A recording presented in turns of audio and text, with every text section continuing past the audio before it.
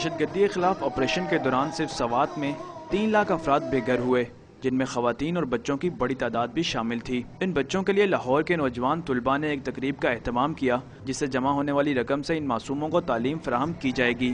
وہاں کے لوگوں نے اس حوالے سے ہمیں زمین ڈونیٹ کی اور ہم پلس انہوں نے ایک بلڈنگ بھی ہمیں دے دی کہ یہاں پہ آپ سٹارٹ کرو اور ہمارے بچوں کو ایجوکیشن دے دو۔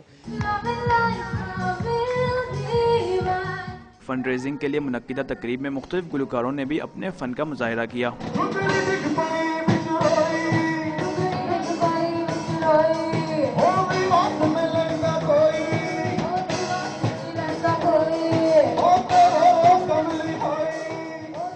سوات کے بے سہارا بچوں کے لیے سٹالز پر مختلف کھلونے، کتابیں اور جیولری جمع کرائی گئی۔